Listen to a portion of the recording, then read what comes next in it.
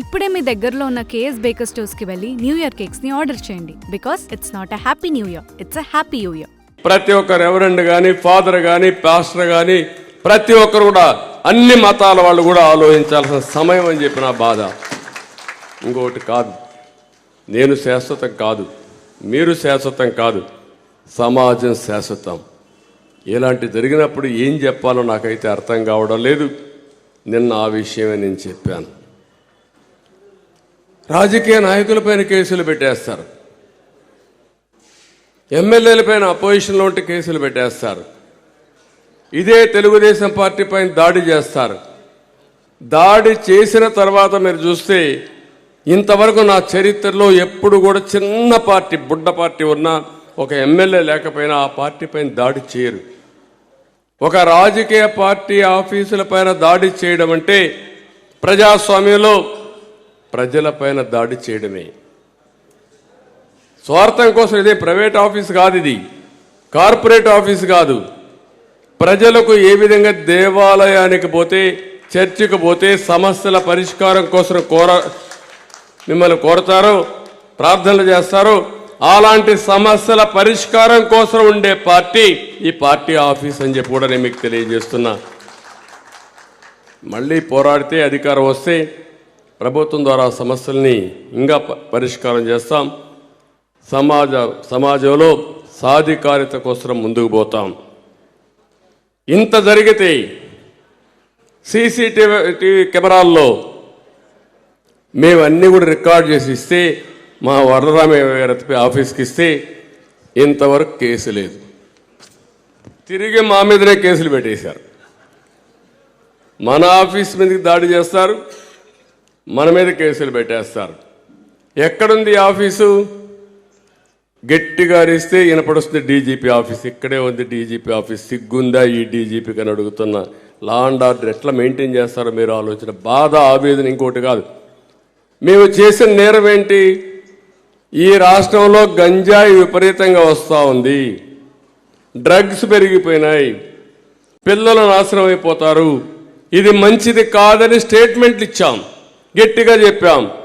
నువ్వు ఎవడు చెప్పడానికని ఈ ఆఫీస్ నుంచి దాడి మీదకి వచ్చారంటే ఇంకా ప్రజా సమస్యలు ఎవరైనా మాట్లాడతారా? మీరే ఆలోచించమని మిమ్మల్ని అందరినీ కోరుతున్నా. వ్యవస్థలన్నీ కూడా భ్రష్టు పట్టిపోయినాయి. ఒక వ్యవస్థ కాదు, రోడ్లు ఎక్కడ లేవు, ఎత్తుక్కోవాలి మీరందరూ.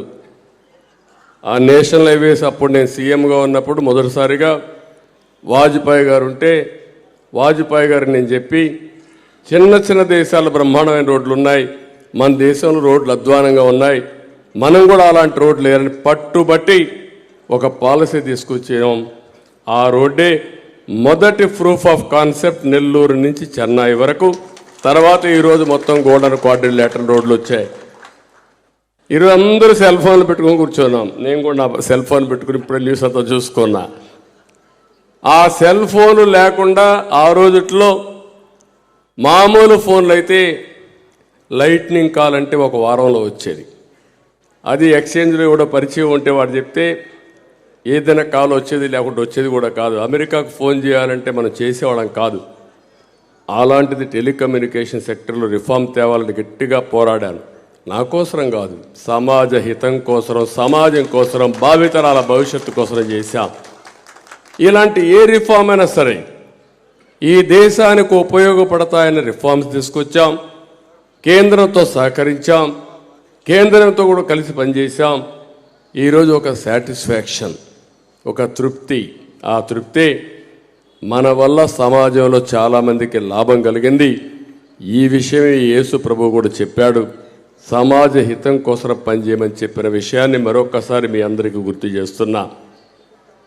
ఇంకొక పక్కన ఈరోజు నిన్న కూడా చెప్పాను, అందరూ మీరు కూడా ఆలోచించాలి. పాస్టర్స్ కానీ, రెవరెంట్స్ కానీ, లేకపోతే బిషప్స్ కానీ అందరూ కూడా ఆలోచించాల్సిన అవసరం ఉంది.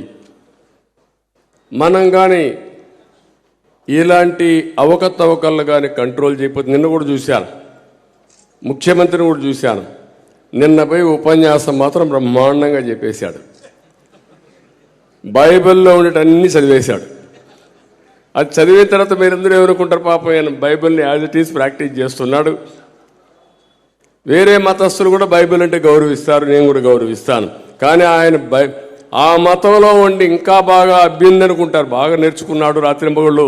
ఇప్పుడు నేను చూశాను ఇక్కడ ఉన్న వాళ్ళందరినీ, బైబిల్లో ఉండేటి ఏ ఆర్టికల్ కింద ఏమొచ్చిందో చాలా క్లియర్గా మాట్లాడుతున్నారు. మీరందరూ కూడా దానికి యాక్సెప్టెన్స్ ఇచ్చే పరిస్థితి వచ్చారంటే అది ప్రతి ఒక్కరూ బైబిల్ని ప్రాక్టీస్ చేసే ప్రతి ఒక్కరికి కంఠాపాఠంగా అవన్నీ వచ్చాయి మీకు. అదే మరి దాన్ని తూచా తప్పకుండా అమలు చేయడం కోసం ప్రయత్నం చేస్తున్నారు. కానీ రాష్ట్రంలో ఆ పరిస్థితి లేదు. అందుకే నేను ఒక మాట అన్నాను, 100 రోజులు ఇంకా